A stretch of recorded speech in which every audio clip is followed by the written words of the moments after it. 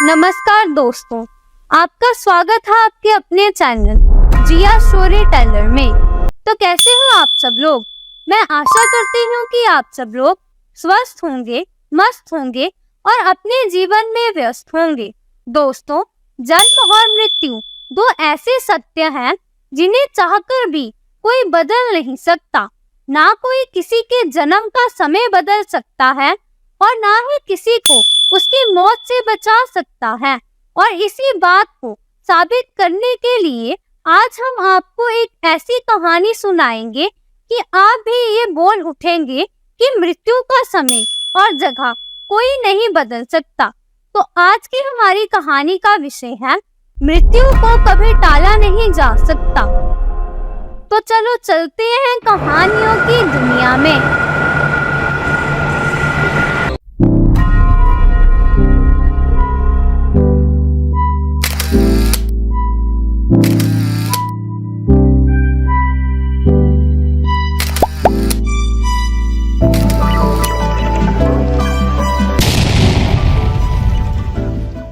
एक बार भगवान विष्णु गरुड़ पर बैठ शिवजी से मिलने जा रहे थे।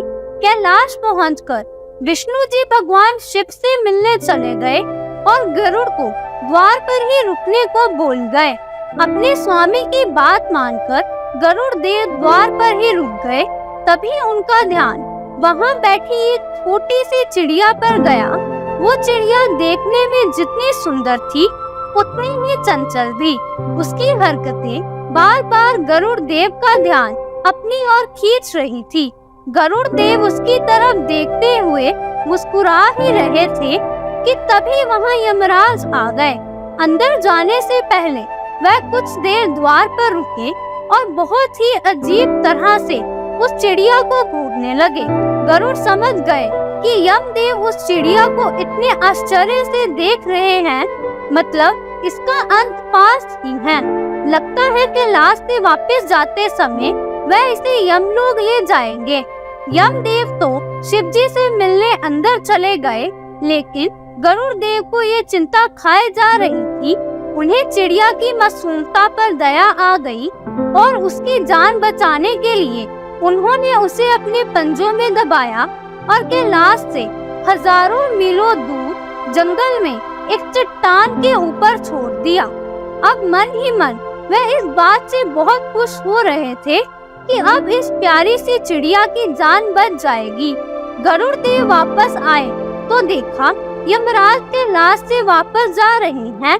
उनसे रहा नहीं गया और उन्होंने यमदेव को रोककर उनसे पूछ ही लिया, प्रभु, आप उस मासूम चिड़िया को इतने आश्चर्य से क्यों देख रहे थे? यमदेव ने कहा, गरुड़, उस चिड़िया की मृत्यु निकट थी, पर वो कैलाश में नहीं, यहाँ से बहुत दूर एक जगह पर होनी थी। मैं यही सोच रहा था कि ये छोटी सी चिड़िया इतनी जल्दी उड़कर हजारों कोस दूर कैसे जाएगी, पर अब वो यहाँ नहीं है। इसका मतलब वो वहाँ पहुँच चुकी है जहाँ उसकी मृत्यु होनी थी और अब तक उसकी मृत्यु हो भी चुकी होगी। गरुड़ देव को खुद के किए पर बहुत पछतावा हुआ, क्योंकि वह स्वयं उस चिड़िया को वहाँ छोड़कर आए थे। लेकिन वो इस बात को समझ चुके थे कि किसी भी जीव की मृत्यु का समय तो तय होता है, साथ ही उसका स्थान भी पहले से ही निश्चित हो चुका होता है।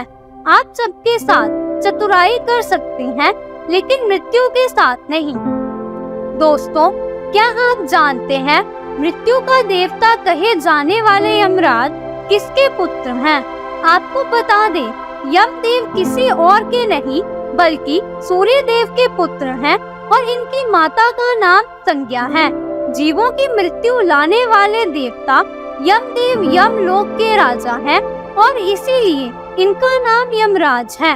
वैसे क्या आपको पता है यमदेव को दक्षिण दिशा का दिक्पाल भी कहा जाता है, यानी कि दक्षिण दिशा की देख रेख की जिम्मेदारी भी इन्हीं के पास है। इसीलिए मृत्यु के समय शव को दक्षिण दिशा में ही रखा जाता है। बता दें, मृत्यु के बाद सबसे पहले मनुष्य यमलोक ही जाता है। इसके बाद वहाँ पर चित्रगुप्त उस प्राणी के कर्मों का हिसाब करते हैं। हिसाब के बाद ही यमराज यह तय करते हैं कि उसे नर्क मिलेगा या स्वर्ग। आपको बता दें, यमपुरी 1000 योजन तक फैली हुई है और इसके 4 द्वार हैं। तो दोस्तों, मैं आशा करती हूँ कि आपको ये कहानी पसंद आएगी। वीडियो अच्छी लगे तो लाइक करना, चैनल को सब्सक्राइब करना और अपने दोस्तों और रिश्तेदारों के साथ शेयर करना। तो मिलते हैं अगली वीडियो में, तब तक के लिए नमस्कार, आदाब, सत श्री अकाल, गुड बाय, जय जवान जय किसान।